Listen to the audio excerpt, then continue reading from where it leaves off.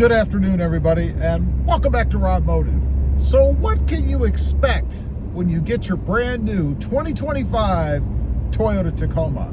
The fourth generation, second year already. Amazing how fast time flies, right? So what can you expect? Well, let's start right at the beginning. You got to pay more money. Unfortunately, as with everything, the price of Tacomas has gone up. That was a big firestorm, I guess, when pricing was first announced on this truck. People went ballistic. People went nuts about how much the new trucks cost. Now, is it worth it? Well, it depends on where you place value, I guess. We have a brand new truck, completely redesigned. We have a new engine, Turbo 4. Whether you like it or not, it's more powerful, it's more fun to drive, it's quick. I personally think it's awesome. We've got new tech, we've got a new look, all kinds of new stuff. Kind of a personal preference. It's your money, you spend it how you like. Secondly, speaking of power, you can expect to have a truck that is responsive and goes. It accelerates. It's got more torque. Everything is available right now, as opposed to the third generations. Nothing wrong with the third generations, but anybody who has one knows they were laggy, they were slow. Unless you put a pedal commander in them, which I highly recommend for every third gen, they were just dogs. Some people even went as far as to tune them. Tunes are not my thing, but hey, again, it's your truck, it's your money, you do what you want. The technology that's in it. You know, the first Tacoma that I bought was a 2024 of the fourth generation. Was a 2024 TRD Sport, which I loved. There were a couple of things, though, that I didn't love about it. One was the hood scoop, its effect on the hood. It made the hood kind of flimsy. You got a lot of bouncing around on that hood. It's something that, if you pay attention to any detail, you are going to notice. You might even think, I know as a lot of people did, that there was something wrong with that hood, right? That it shouldn't be doing that. I didn't really have any big issues with it myself, other than aesthetics. I mean, you could see it. You knew that there were going to be problems with it. Not problems, but you were going to see it move around. I think it's because of the hood scoop, the way that it's cut out, the way that the hood's designed. I don't have that issue on the TRD off-road, which is what we're in now. My second Toyota Tacoma, fourth gen, and this is the 2025. The other thing about it, I guess, was the radio screen. You know, I bought one of the first ones that I could put my hands on, and it had the smaller screen in it. I don't know, not that big of a deal really, but I wanted the bigger screen. It was part of the reason that I bought this truck. There are other things. It's not just screen size, right? But make sure that when you're looking out there, you get what you expect to get. In other words, a screen that's maybe bigger, a little bit more visible, I guess. And that's what you really get with the 14-inch screen. What else can you expect? A different suspension between the TRD Sport and the TRD Off-Road. One of the biggest things that I noticed was the difference in ride. The Sport had a tuned suspension, more for a sportier feel, I guess, which means everything is firmer. When you're driving around on roads with divots and bumps and even potholes and things, you're going to feel them a lot more on the Sport. You might even be so sensitive to it that you might not like the truck. I would highly recommend that if you're in the market, you're going to get a 2025 Tacoma, that you drive both versions. See which one feels better to you.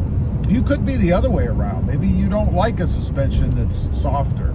And that's what you get with the TRD Off-Road, because Toyota tuned this suspension, according to Toyota, for a more off-road feel. And that means that it's going to absorb the bumps and divots in the road, and off-road, of course, smoother, because it's set up for that kind of thing, which translates into a smoother ride on the road. I actually think I prefer the off-road to the Sport because of that.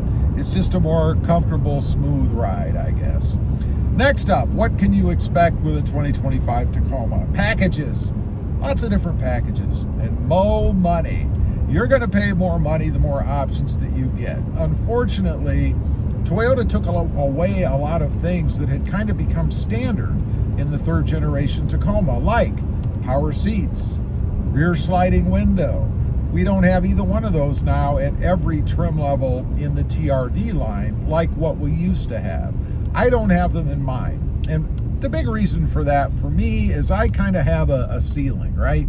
You know, for what I value the Toyota Tacoma at. And that ceiling is $50,000. I think that's still a bit high, honestly. 45 is probably more in line. But anyway, $50,000 is what I wouldn't exceed. That meant that there are things that I wouldn't have in this truck if I wanted to go with a 2025, like the power seats, like the rear slider. However, for me, it's not that big a deal. I never use the rear slider anyway. So not having it there doesn't make any difference. And honestly, without it there and those two kind of lines down the sides of each part of the window, I have better visibility. I think I like that better.